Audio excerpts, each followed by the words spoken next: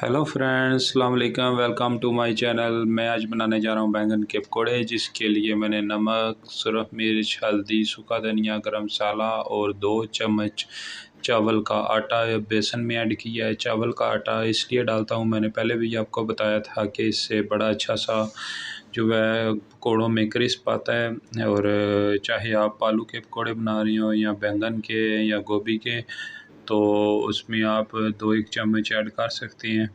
बड़े अच्छे क्रिस्पी पकौड़े बनते हैं। तो ये है तो बड़ी सिंपल सी रेसिपी, मगर ये है कि बहुत ही मज़े के पकौड़े बनते हैं। आज बारिश का मौसम था तो मैंने कहा चलें बैंगन के पकौड़े बनाते हैं। तो बैंगन यहाँ पे मैंने गोल यूज़ कर रहा हूँ और इसकी कटिंग भी गोल कर रहा हूँ। अगर आप चाहते हैं तो इसको लंबाई में भी काट सकते हैं। अगर आपसे गोल कटिंग इसकी नहीं होती तो ज़्यादा अपने मोटे नहीं बैंगन यहाँ पे काटने, क्योंकि अगर थोड़े ज़्यादा मोटे काटेंगे तो उससे ये है कि वो कच्चे रह जाएंगे। और बैटर जो है वो अपने थोड़ा सा थिक रखना है। इसको बहुत ज़्यादा वाटरी नहीं होना चाहिए। ये देखें, इतना गाढ़ा होना चाहिए कि इजीली उस पर लग जाए। तो दरमियानी आंच पे आपने, जब ऑयल गर्म हो जाए उसके बाद आपने कढ़ाई में डालने हैं। ये हमारे पंजाब की बड़ी ज़बरदस्त डिश है, लोकल डिश है हमारी। ये बैंगन के जो पकौड़े हैं ज़रूर ट्राई कीजिएगा एक बार। बनते तो बहुत ही सिंपल तरीका है, मगर ये है कि बहुत मज़े के बनते हैं। अभी हम दरमियानी आंच पे पकाएंगे। और बैंगन के जो पकौड़े हैं वो बहुत ही जल्दी भी बन जाते हैं, उस तरह देर नहीं लगाते जैसे आलू के हम पकौड़े बनाते हैं, वो थोड़ा सा टाइम लेते हैं। मगर ये है कि ये 2 से 3 मिनट में ये बन जाते हैं।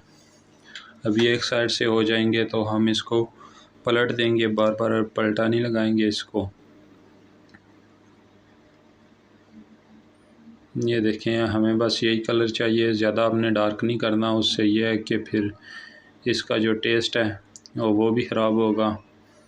तो बस हमने इसको बेसन को ही हमने बेसिकली पकाना है, क्योंकि बैंगन इतना सॉफ्ट होता है, वो ऑलरेडी वो पक जाता है, क्विकली पक जाता है। हमने बस बेसन को बाहर से पकाना है। ये देखें, इस कलर में हमने बनाने हैं पकोड़े, ज़्यादा हमने इसको डार्क नहीं करना। और आप जो कढ़ाई ले रहे हैं उसमें उतने ही पकोड़े डालिएगा जितनी कि उसमें स्पेस है। ज़्यादा पकोड़े डालेंगे फिर एक दूसरे के साथ ला के जो है फिर एक दूसरे का जो बेसन है पकोड़ों का वो उतर जाता है। अभी हमने यहाँ पे 4 पकोड़े डाले हैं, क्योंकि कढ़ाई इतनी बड़ी नहीं है, ज़्यादा पकोड़े नहीं मैं इसमें डाल रहा। ये देखें, बहुत ही क्विकली बन जाने वाली रेसिपी है, ज़रूर घर में ट्राई कीजिएगा। और अभी मोहम्मद हुसैन चेक करके बताएंगे कि किस तरह के पकोड़े बने हैं। मोहम्मद हुसैन हमारे लिटिल शेफ़ हैं। ये टेस्ट करके हमें बताया करेंगे। नेक्स्ट इंशाल्लाह हम जो भी खाना बनाएंगे मोहम्मद हुसैन उसको टेस्ट करके बताएंगे कि कैसा बना है।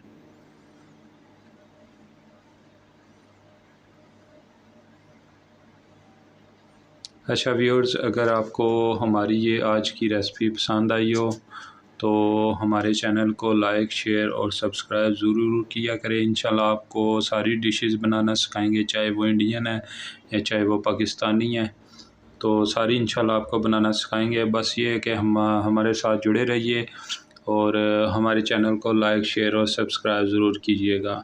तो फ्रेंड्स, तब तक के लिए अल्लाह हाफ़िज़। अपना बहुत ज़्यादा ख्याल रखिएगा और जो बेल आइकन का है ज़रूर प्रेस कीजिएगा।